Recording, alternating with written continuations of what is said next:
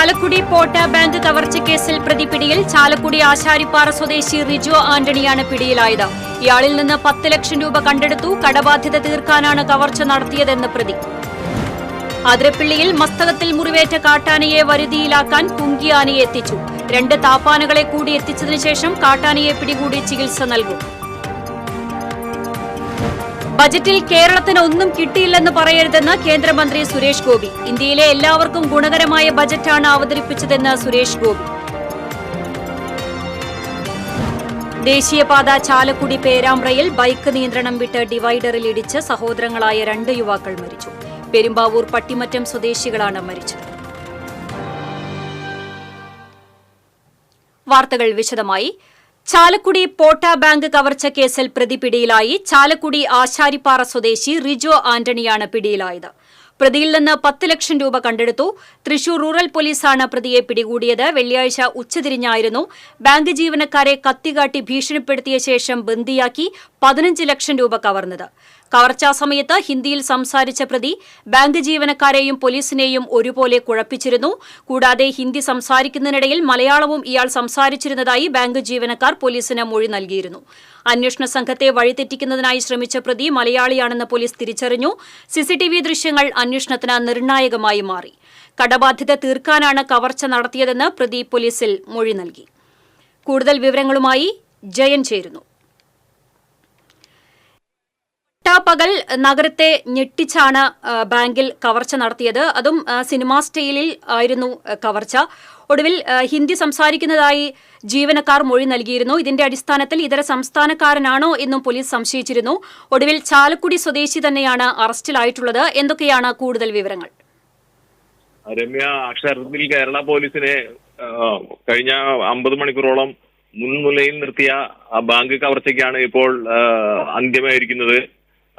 ചാലക്കുടി കോട്ട സ്വദേശി തന്നെയാണ് പ്രതിയെന്ന് ഇന്ന് രാവിലെ തന്നെ പോലീസിന് വ്യക്തമായിരുന്നു. കഴിഞ്ഞ CCTV ക്യാമറയുടെ പരിശോധനയിൽ പ്രതി സഞ്ചരിച്ച പേരാമ്പ്ര ഭാഗം കേന്ദ്രീകരിച്ച് നടന്ന അന്വേഷണത്തിലാണ് ഈ ആശാരിപ്പാറയിലെ റിജോയിലേക്ക് അന്വേഷണം നീങ്ങിയത്. ഇയാൾ ഉപയോഗിച്ചിരുന്ന സ്കൂട്ടർ നമ്പർ പ്ലേറ്റ് അവ്യക്തമായിരുന്നെങ്കിലും ഇത്തരത്തിലൊരു സ്കൂട്ടറുള്ള വ്യക്തിയെ കുറിച്ച് പോലീസ് സംഘം അന്വേഷിച്ചു. ഇത് 3 കിലോമീറ്റർ അകലെയുള്ള റിജോയ്ക്കാണ് ഇത്തരം സ്കൂട്ടറുള്ളതെന്ന് വ്യക്തമായി. ഇതോടെ അന്വേഷണം മുഴുവൻ ഇയാളെ കേന്ദ്രീകരിച്ചായിരുന്നു. ഇന്ന് ഉച്ചയോടെ ജില്ലാ SP ഇവിടെ ചാലക്കുടിയിൽ എത്തുകയും DSP ഓഫീസിൽ വെച്ച് അന്വേഷണ ഉദ്യോഗസ്ഥരുമായി ഈ കാര്യം വിശദമായി ചർച്ച ചെയ്തു. തുടർന്നാണ് പോട്ടയിലെ ഇയാളുടെ വീട്, ആശാരിപ്പാറ കുളത്തിന് മുകളിലുള്ള ഇയാളുടെ വീട് കേന്ദ്രീകരിച്ച് അന്വേഷണം മുഴുവൻ നീങ്ങിയത്. ഈ സമയം ഇന്ന് വൈകിട്ട് ഇവിടെ ക്രിസ്ത്യൻ വിഭാഗത്തിലെ വീട്ടിലുള്ള കുടുംബയോഗം നടക്കുകയായിരുന്നു. അതിൽ റിജോ പങ്കെടുത്തിട്ടുണ്ട്, മക്കളും ഉണ്ടായിരുന്നു. ഇതിനുശേഷം മക്കളെ തൊട്ടടുത്ത ട്യൂഷൻ എടുക്കുന്ന വീട്ടിലേക്ക് റിജോ തന്നെയാണ് കൊണ്ടുപോയത്. ഇയാളുടെ ഭാര്യ ഇപ്പോൾ വിദേശത്ത് ജോലി ചെയ്യുകയാണ്.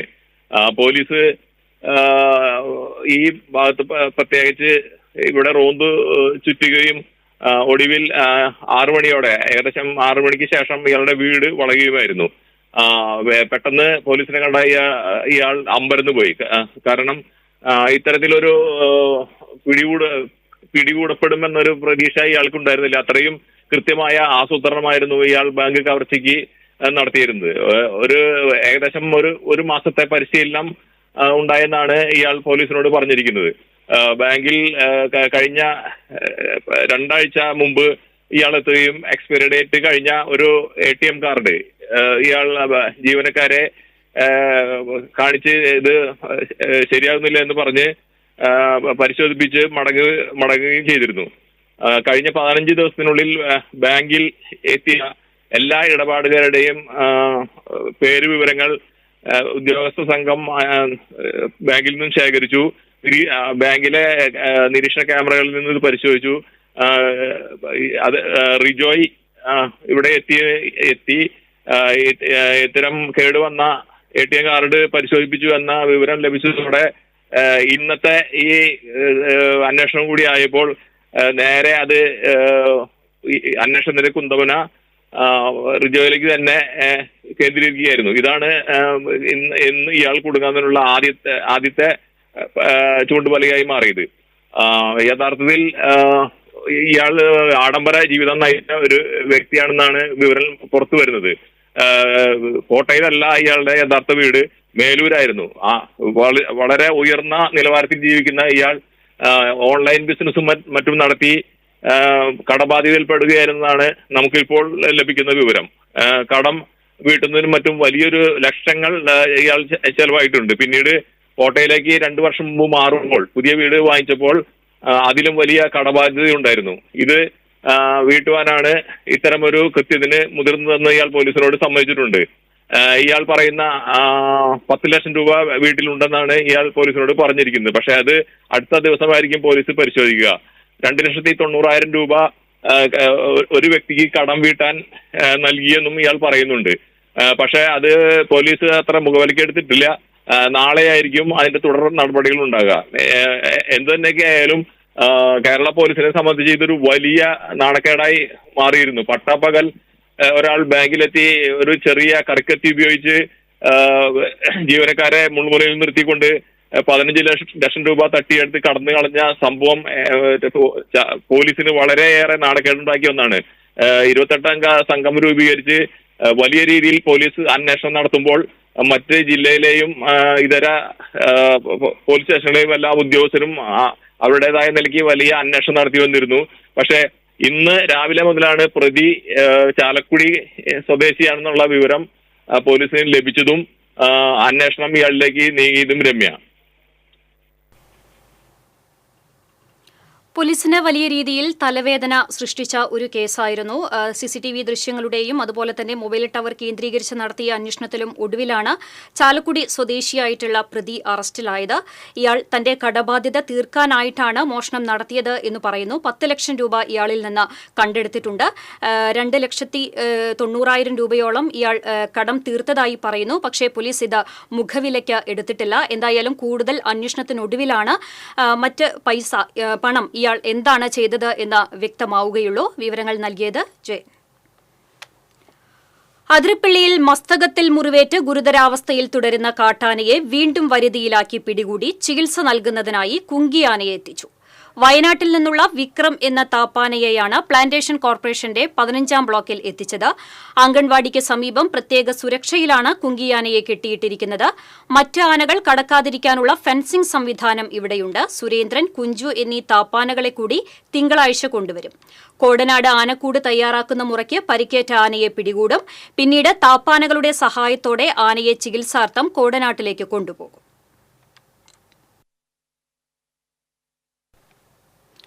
ബജറ്റിൽ നിന്നും ഒന്നും കിട്ടിയില്ലെന്ന് പറയരുതെന്ന് കേന്ദ്രമന്ത്രി സുരേഷ് ഗോപി. ഇന്ത്യയിലെ എല്ലാവർക്കും ഗുണകരമായ ബജറ്റാണ് അവതരിപ്പിച്ചതെന്ന് സുരേഷ് ഗോപി. 3 ദിവസങ്ങളിലായി പുഴയ്ക്കലിൽ നടന്ന Kerala hotel and restaurant association സംസ്ഥാന സമ്മേളനത്തിന്റെ സമാപന സമ്മേളനം ഉദ്ഘാടനം ചെയ്ത് സംസാരിക്കുകയായിരുന്നു സുരേഷ് ഗോപി.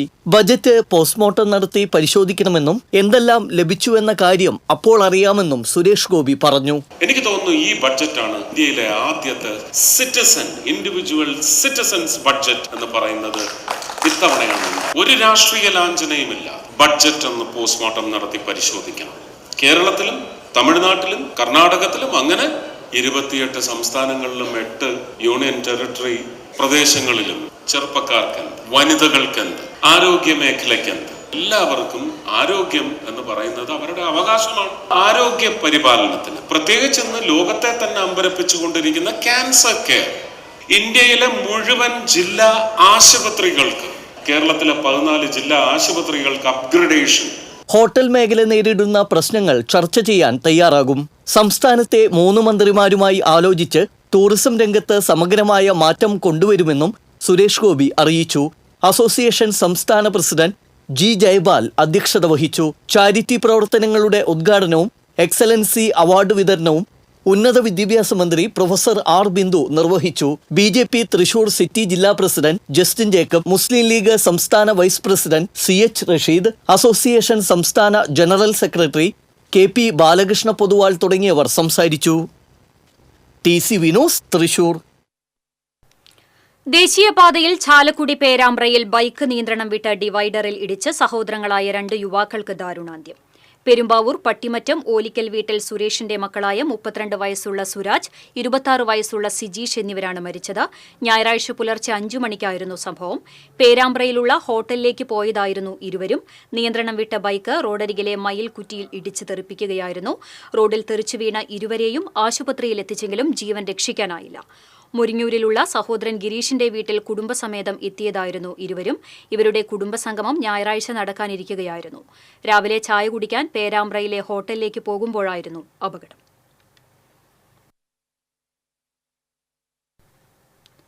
സഹോദരങ്ങളുടെ മരണം മുരിങ്ങൂരിലെ കുടുംബസംഗമത്തെ സങ്കടക്കടലാക്കി.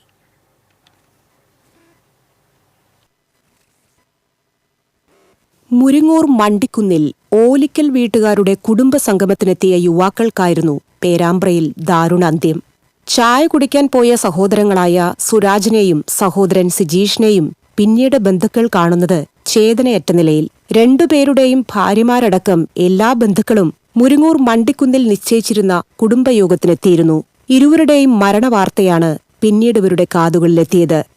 പോലീസ് നടപടികൾക്കു ശേഷം മൃതദേഹങ്ങൾ നാട്ടിലേക്ക് കൊണ്ടുപോയി. കുടുംബസംഗമത്തിനെത്തിയ കുടുംബക്കാരെല്ലാം തീരാ ദുഃഖവുമായി ഒപ്പമുണ്ടായിരുന്നു. സുരാജ് ഓടിച്ചിരുന്ന ബൈക്ക് റോഡരികിലെ മയിൽക്കുറ്റിയിൽ തട്ടിയായിരുന്നു ദുരന്തം. പെരുമ്പാവൂർ പട്ടിമറ്റം പ്രദേശത്തുള്ളവരാണ് ഓലിക്കൽ വീട്ടുകാർ. മുരിങ്ങൂരിലുള്ള ഗിരീഷിന്റെ വീട്ടിലാണ് കുടുംബസംഗമം നിശ്ചയിച്ചിരുന്നത്. 3 മാസം മുൻപ് മാത്രം മുരിങ്ങൂരിലെത്തിയ ഗിരീഷിന് പ്രദേശത്ത് പരിചയക്കാരുണ്ടായിരുന്നില്ല. കുടുംബയോഗത്തിന്റെയും ഒരുക്കങ്ങൾ നടത്തിയിരുന്നത് അമ്മാവന്റെ മക്കളായ സുരാജും സിജീഷുമായിരുന്നു. കുടുംബസംഗമത്തിനെത്തിയ സഹോദരങ്ങളുടെ മരണം കുടുംബാംഗങ്ങൾക്കും പ്രദേശവാസികൾക്കും തീരാ ദുഃഖമായി മാറി. TCV news, Chalakudy. വയനാട് സ്വദേശിനിയെ ബലാത്സംഗം ചെയ്ത കേസിൽ യുവാവിനെ പാവർട്ടി പോലീസ് അറസ്റ്റ് ചെയ്തു. പാവർട്ടി മരുതയൂർ സ്വദേശി മരുതയൂർ വീട്ടിൽ കൃഷ്ണകുമാർ എന്ന കിച്ചുവിനെയാണ് പാവർട്ടി പോലീസ് അറസ്റ്റ് ചെയ്തത്. കടബാധ്യത തീർക്കാൻ സഹായിക്കാമെന്ന് പറഞ്ഞ് വീട്ടിലേക്ക് വിളിച്ചുവരുത്തി പീഡിപ്പിച്ച കേസിലാണ് പ്രതിയെ അറസ്റ്റ് ചെയ്തത്. പ്രതിയെ റിമാൻഡ് ചെയ്തു. വിദ്യാർത്ഥി സംഘർഷത്തെ തുടർന്ന് മാറ്റിവെച്ച കാലിക്കറ്റ് സർവകലാശാല ഡി-സോൺ കലോത്സവം പോലീസ് നിയന്ത്രണത്തിൽ വീണ്ടും ആരംഭിച്ചു. മാള ഹോളി ഗ്രേസ് കോളേജിലാണ് കലോത്സവം. വിദ്യാർത്ഥികളെയും കൂടെ വരുന്നവരെയും ക്യാമ്പസിലേക്ക് പ്രവേശിപ്പിക്കുന്നത് മെറ്റൽ ഡിറ്റക്ടർ സംവിധാനമുള്ള വഴിയിലൂടെയാണ്. അകത്തേക്ക് പ്രവേശിക്കാനും പുറത്തു കടക്കാനും പ്രത്യേക വഴികൾ ഒരുക്കിയിട്ടുണ്ട്. 300ഓളം പോലീസുകാരെയാണ് സുരക്ഷയ്ക്കായി നിയോഗിച്ചിരിക്കുന്നത്. നിരീക്ഷണ ക്യാമറ അടക്കമുള്ള എല്ലാ സംവിധാനങ്ങളും പോലീസ് നിയന്ത്രണത്തിലാണ്. ഹൈക്കോടതി ഉത്തരവിനെ തുടർന്ന് കർശന നിയന്ത്രണത്തിലാണ് മത്സരങ്ങൾ നടക്കുന്നത്. കോടതി ഉത്തരവിനെ തുടർന്ന് 5 വേദികളിൽ വൈകിട്ട് 5 വരെയാണ് മത്സരങ്ങൾ നടത്തുന്നത്. പോലീസ് നിയന്ത്രണം ഏർപ്പെടുത്തിയത് മൂലം മത്സരങ്ങൾ വീക്ഷിക്കാൻ കാണികളില്ലാത്ത അവസ്ഥയാണ്. മത്സരാർത്ഥികളുടെ കൂടെയുള്ളവർ മാത്രം കലാപ്രകടനം കാണുന്ന നിലയിലേക്ക് ഡി-സോൺ കലോത്സവം മാറി. കാലിക്കറ്റ് ഡി-സോൺ കലോത്സവത്തിൽ KSU പ്രവർത്തകരെ ആക്രമിച്ച കേസിലെ ഒളിവിലുള്ള പ്രതിയായ അഷ്റഫിനെ മാള പോലീസ് രക്ഷപ്പെടാൻ സഹായിച്ചതായി പരാതി. മാസ്ക് ധരിച്ച് ബൈക്കിൽ എത്തിയ പ്രതി ക്യാമ്പസിൽ കടന്നതോടെ സംഘാടകർ തിരിച്ചറിയുകയും മാള SHO സജിൻ ശശിയെ വിവരം അറിയിക്കുകയും ചെയ്തു. എന്നാൽ പ്രതിയെ അറസ്റ്റ് ചെയ്യുന്നതിനു പകരം രക്ഷപ്പെടാനുള്ള സൌകര്യം ഒരുക്കിക്കൊടുക്കുകയാണ് പോലീസ് ചെയ്തത് എന്നാണ് ആരോപണം. ജില്ലാ റൂറൽ പോലീസ് മേധാവി വന്നുപോയതിനു ശേഷമാണ് സംഭവം നടന്നത്.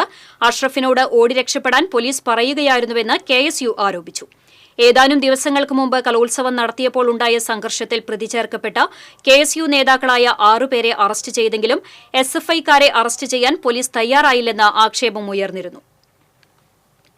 ഡി-സോണിന്റെ മുൻ സംഘർഷവുമായി ബന്ധപ്പെട്ട യാതൊരു തരത്തിലുള്ള പ്രതികളും, അതിപ്പോൾ SFI-യുടെ ആണെങ്കിലും KSU-ൻ്റെതാണെങ്കിലും, ഈ പരിപാടിയെ അലങ്കോലമാക്കുന്ന രീതിയിലേക്ക് ആ പ്രതികൾ ഈ ക്യാമ്പസിനകത്തോ അല്ലെങ്കിൽ കലോത്സവത്തിന്റെ ഭാഗമായിട്ടോ വരാൻ പാടില്ല എന്നുള്ള ശക്തമായ നിർദ്ദേശം പോലീസിന്റെ ഭാഗത്തു നിന്നുണ്ടായിട്ടും നമ്മളിത് KSU-ൻ്റെ ഭാഗത്ത് അനുസരിക്കാൻ തയ്യാറായെങ്കിലും ഇന്ന് 308 പ്രകാരം കേസെടുത്ത SFI നേതാവ് അഷ്റഫ് എന്ന് പറയുന്ന വ്യക്തി ഇന്ന് ഈ ക്യാമ്പസിനകത്ത് സധൈര്യം കാലുകുത്തുകയും പോലീസിന്റെ ഒത്താശയോടുകൂടെ ഈ ക്യാമ്പസിൽ സുഖമായി വിലസുകയും ചെയ്യുന്ന അവസ്ഥയാണ് ഉണ്ടായിട്ടുള്ളത്.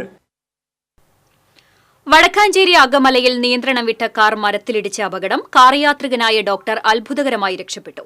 തിരുവനന്തപുരം സ്വദേശിനിയായ ഒറ്റപ്പാലം പി കെ ദാസ് ആശുപത്രിയിലെ ഡോക്ടർ അരുൺ അരവിന്ദാണ് അപകടത്തിൽപ്പെട്ടത്. ഗുരുവായൂർ ക്ഷേത്രദർശനം കഴിഞ്ഞ് മടങ്ങുന്നതിനിടെ ഞായറാഴ്ച പുലർച്ചെയായിരുന്നു അപകടം. അപകടത്തിൽ കാറിന്റെ മുൻഭാഗം പൂർണ്ണമായും തകർന്നു.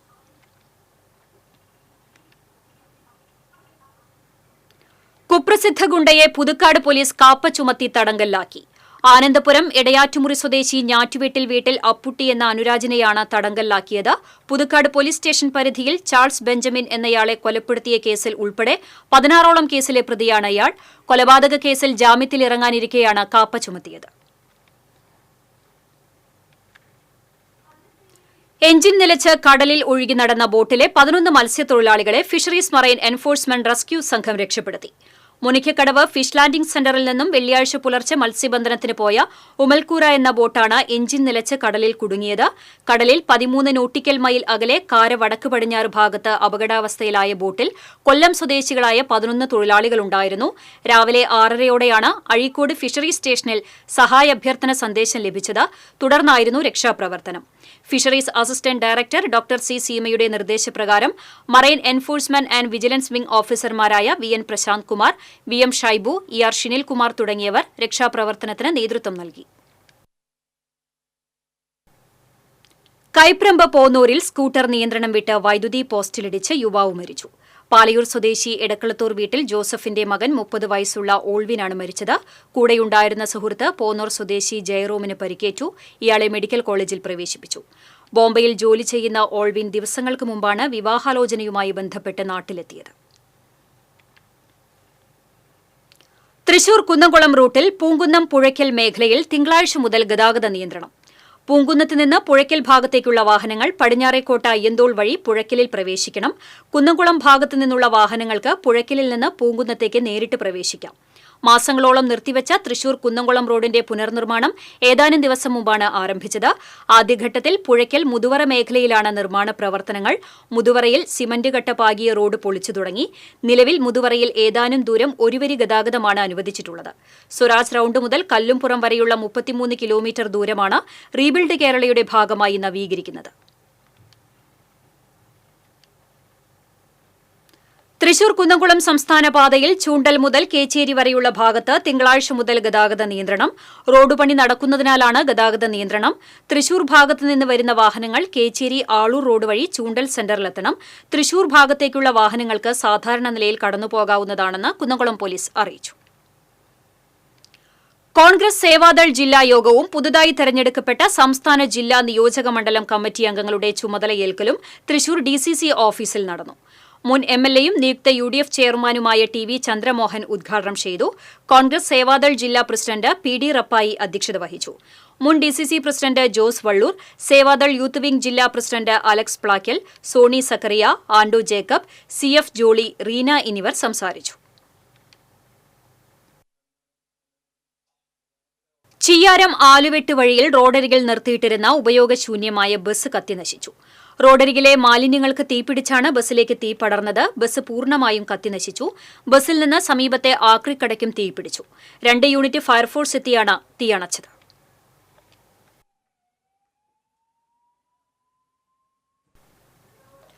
കേരള സംഗീത നാടക അക്കാദമി അമ്മേച്ചൂർ നാടക മത്സരത്തിന് തൃശൂർ റീജിയണൽ തിയേറ്ററിൽ തുടക്കമായി. അധിനിവേശത്തിന്റെയും കൂട്ടക്കൊലകളുടെയും പലായനത്തിന്റെയും യുദ്ധഭൂമിക ഇതിവൃത്തമാക്കിയുള്ള കണ്ണൂർ മാഹി നാടകപ്പുരയുടെ ഒരു പലസ്തീൻ കോമാളി ആദ്യ അവതരണമായി അരങ്ങേറി. ബോംബർ വിമാനങ്ങളുടെയും അഭയാർത്ഥികളെ കൊണ്ടുപോകുന്ന ബോട്ടുകളുടെയും ഹുങ്കാര ശബ്ദത്തിന്റെ പശ്ചാത്തലത്തിൽ അധിനിവേശത്തിന്റെ ഇരകളായ പലസ്തീൻ ജനതയുടെ ഹൃദയം പിളർക്കുന്ന ദുഃഖവും വിഹുലതയും ചിത്രീകരിച്ച നാടകം പലസ്തീൻ കോമാളി കാണികൾക്ക് നടുക്കമാർന്ന അനുഭവമായി.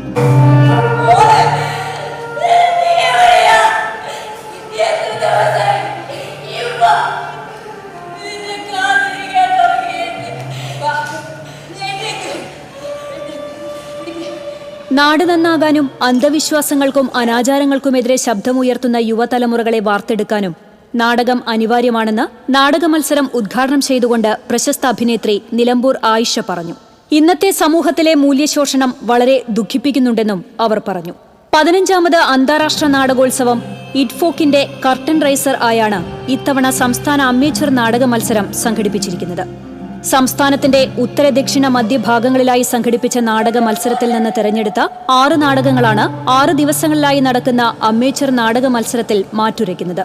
ഉദ്ഘാടന ചടങ്ങിൽ സംഗീത നാടക അക്കാദമി ചെയർമാൻ മട്ടന്നൂർ ശങ്കരൻകുട്ടി അധ്യക്ഷത വഹിച്ചു. Secretary Karivellur Murali, Lalithakala academy chairman Murali Cheeroth, നാടകകൃത്തും ഗ്രന്ഥകാരനുമായ TM അബ്രഹാം, അക്കാദമി നിർവാഹക സമിതി അംഗം ജോൺ ഫെർണാണ്ടസ് തുടങ്ങിയവർ സംസാരിച്ചു. തിങ്കളാഴ്ച കണ്ണൂരിലെ സംഗമം കലാഭവൻ അവതരിപ്പിക്കുന്ന പെരടിയിലെ രാപ്പകലുകൾ അരങ്ങേറും. ഫെബ്രുവരി 21-ന് നാടക മത്സരം സമാപിക്കും. TCV news, Thrissur. ഗുരുവായൂർ ദേവസ്വം ആനകളായ പീതാംബരനും ഗോകുലിനും കോഴിക്കോട് ജില്ലയിൽ വിലക്കേർപ്പെടുത്തി. കൊയിലാണ്ടി മണക്കുളങ്ങര ക്ഷേത്രോത്സവത്തിനിടെ ഇടഞ്ഞതിനെ തുടർന്ന് ജില്ലാ മോണിറ്ററിംഗ് കമ്മിറ്റിയാണ് ആനകൾക്ക് സ്ഥിരം വിലക്കേർപ്പെടുത്തിയത്.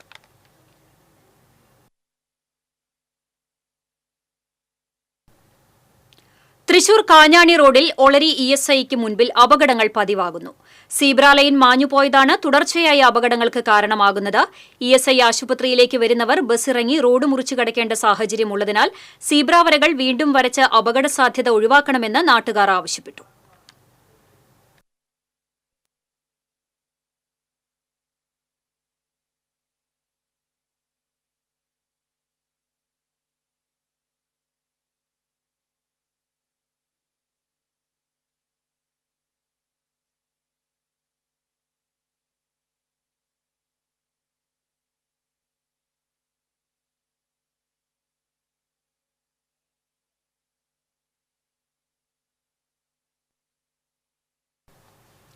ഗുരുവായൂർ ബ്രഹ്മകുളം റോഡിൽ പൂച്ച വട്ടം ചാടിയതിനെ തുടർന്ന് സ്കൂട്ടറിൽ നിന്ന് വീണ യാത്രക്കാരന് പരിക്കേറ്റു.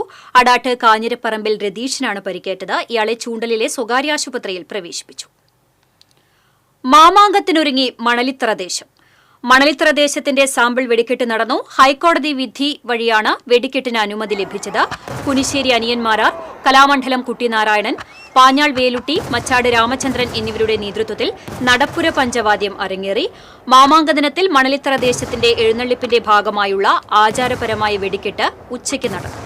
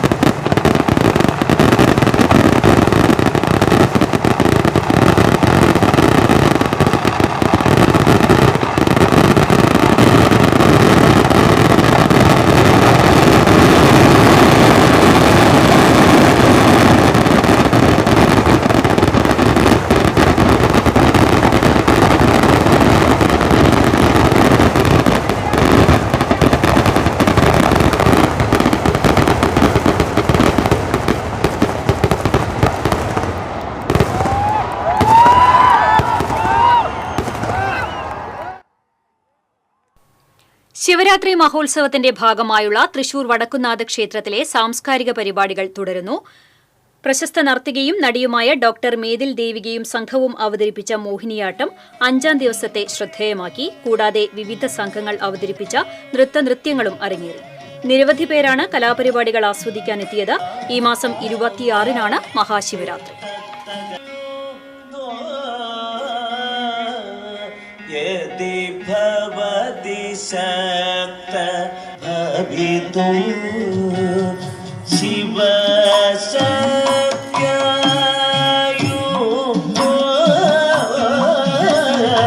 यदि भवति शक्त प्रभुचे देवो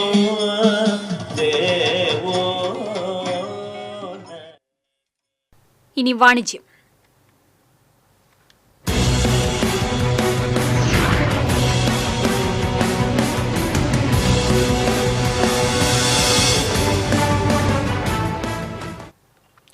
അത്യാധുനിക ഫീച്ചറുകളോടെ എത്തിയ സുസുക്കി ആക്സസ് 125ന്റെ പുതിയ മോഡലിന്റെ ലോഞ്ച് എരുമപ്പെട്ടി ബ്രോസിക്സ് മോട്ടോഴ്സിൽ നടന്നു.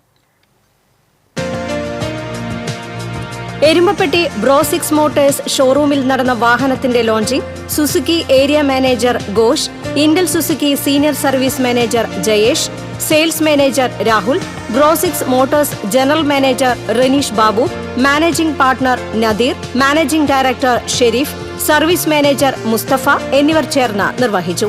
വാഹനത്തിന്റെ ആദ്യ വിൽപ്പന Suzuki area manager Ghosh customer Shamila Abdul മാലിക്കിന് നൽകി നിർവഹിച്ചു. തുടർന്ന് ബുക്ക് ചെയ്ത കസ്റ്റമേഴ്സിനുള്ള വാഹനത്തിന്റെ താക്കോൽദാനവും നടന്നു. വിവിധ ഫിനാൻസ് കമ്പനി മാനേജർമാരും ഉപഭോക്താക്കളും ചടങ്ങിൽ സന്നിഹിതരായിരുന്നു. Hazard light, petrol cap, E opening system, ആകർഷകമായ പുതിയ കളർ ഓപ്ഷനുകൾ എന്നിവയാണ് പുതിയ ആക്സസ് 125ന്റെ പ്രത്യേകത.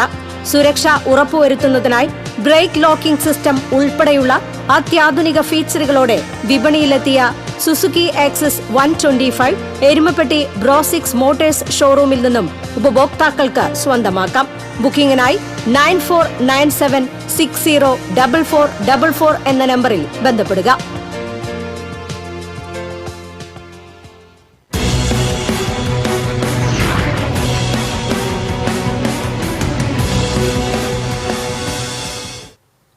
സ്വർണം, വെള്ളി, പ്ലാറ്റിനം നിരക്കുകൾ.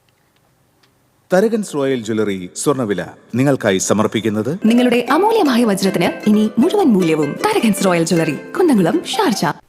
സ്വർണം ഗ്രാമിന് 7890 രൂപ, പവന് 63,120 രൂപ. വെള്ളി ഗ്രാമിന് 107 രൂപ. പ്ലാറ്റിനം ഗ്രാമിന് 3480 രൂപ. തരകൻസ് റോയൽ ജ്വല്ലറി സ്വർണ്ണവില നിങ്ങൾക്കായി സമർപ്പിക്കുന്നത് നിങ്ങളുടെ അമൂല്യമായ വജ്രത്തിന് ഇനി മുഴുവൻ മൂല്യവും Tharakans royal jewellery, Kunnamkulam, Sharjah. വീണ്ടും പ്രധാന വാർത്തകളിലേക്ക്. ചാലക്കുടി പോട്ട ബാങ്ക് കവർച്ച കേസിൽ പ്രതി പിടിയിൽ. ചാലക്കുടി ആശാരിപ്പാറ സ്വദേശി റിജു ആന്റണിയാണ് പിടിയിലായത്.